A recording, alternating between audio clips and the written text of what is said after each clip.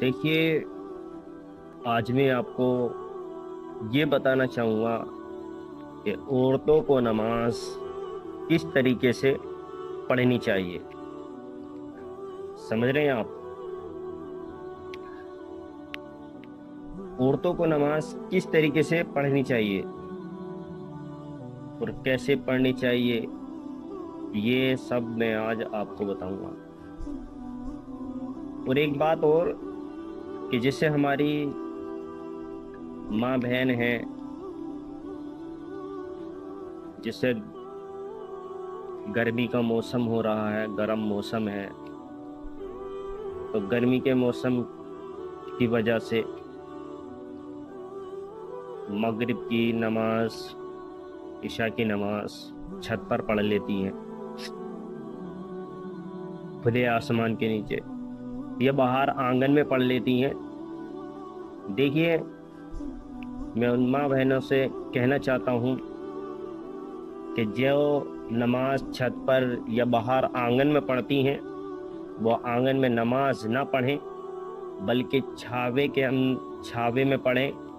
खुले आसमान के नीचे नमाज ना पढ़ें, क्योंकि खुले आसमान के नीचे औरतों की नमाज नहीं होने की, जैसे छत पर नमाज पढ़ लेती हैं, उनकी ये नमाज नहीं होने की, नमाज होने की नहीं है अगर खुले आसमान के नीचे नमाज पढ़ेंगी तो। आप समझें इस बात को, गौर करें इस बात पे, और अपने घर पर भी अपनी माँ बहनों से भी, बीवी से भी बताएं इसके बारे में, कि छत पर और बाहर आंगन में नमाज न पढ़ें, बल्कि अंदर रूम के अंदर, कमरे के अंदर नमाज पढ़ें। क्योंकि खुले आसमान के नीचे औरतों की नमाज नहीं होने की।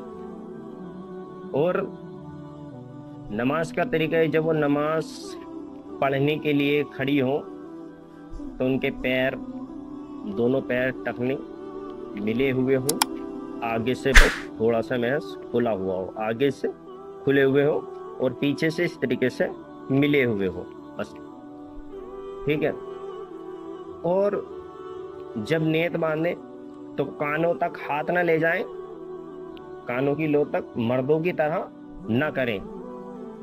मर्द को इस तरीके से, मतलब हाथ खोलकर इस तरीके से मर्द नियत बांधता है, लेकिन औरतें इस तरीके से नहीं, बस अपने हाथ वो यहाँ तक, मूढ़े तक यानी कांधे तक उठाएं, यहाँ तक उठाएं।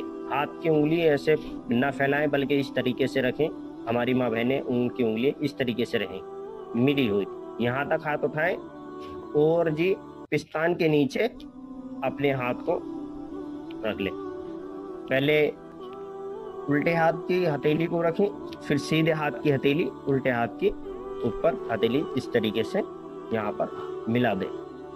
इस तरीके से नेत बांधे, नाभ से ऊपर, पिस्तान के नीचे, इस तरीके से नेत बांधे। और जब रुकू में जाए तो रुकू में पूरा ना झुकें। जैसे मर्द हजरात अपनी कमर को बिल्कुल रुकू में सीधा कर लेते हैं, उनकी कमर बिल्कुल सीधी रहती है, मर्दों की कमर बिल्कुल सीधी रहती है रुकू में, और घुटनों पर जोर देते हैं।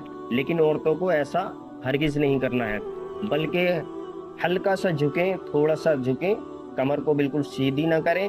और जब घुटनों पर पहुंचे तो महज तौर पर, बस हल्के तौर पर घुटनों पर हाथ रखें, ज़्यादा उस पर जोर ना दें, घुटनों पर ज़्यादा जोर ना दें।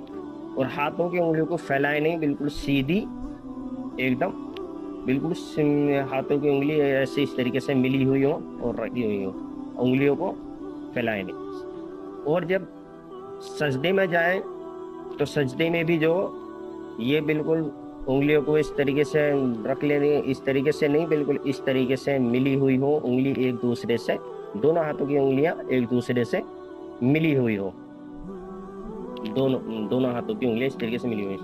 और ये बाजू एकदम बिल्कुल करवटों से मिला दें, साइड से मिला दें अपने, ठीक है। और पेट को अपने रान से मिला दें, और रान को पिंडली से मिला दें। सजदे में जब जाए तो रान को पिंडली से मिला दें, इस तरीके से सजदा करें। दूसरा सजदा वो भी इसी तरीके से करना है। और एक बात का ख्याल रखना, पैर को सीधा खड़ा ना रखें। बाज़ औरतें में ये है कि कहती हैं कि सीधे पैर का अंगूठा हिलना नहीं चाहिए वरना नमाज नहीं होगी। ऐसा कुछ नहीं है। नमाज बल्कि औरतों के पैर सीधे सीधे हाथ की तरफ को गिरे हुए हों, दोनों पैर। और जब तशहुद में बैठें तो पिंडली पर ना बैठें बल्कि एक सुरीन पर बैठें, बाएं सुरीन पर बैठ जाए, बाएं सुरीन पर बैठे और पैर को सीधे सीधे हाथ की तरफ मोड़कर बैठे, पैर पर ना बैठे, पिंडली पर न बैठे। जैसे मर्द हजरात पिंडली पर बैठते हैं इस तरीके से पिंडली पर ना बैठे हमारी माँ बहनें। इस बात का बिल्कुल ख्याल रखना। और जी नमाज जो खुले आसमान के नीचे नहीं पढ़नी है, अंदर कमरे के अंदर, रूम के अंदर या रूम के आगे बरामदा वगैरह हो उसमें पढ़ें। हॉल में नमाज इस तरीके नमाज पढ़ें, खुले आसमान के नीचे नमाज न पढ़ें वरना नमाज नहीं होगी। ठीक है।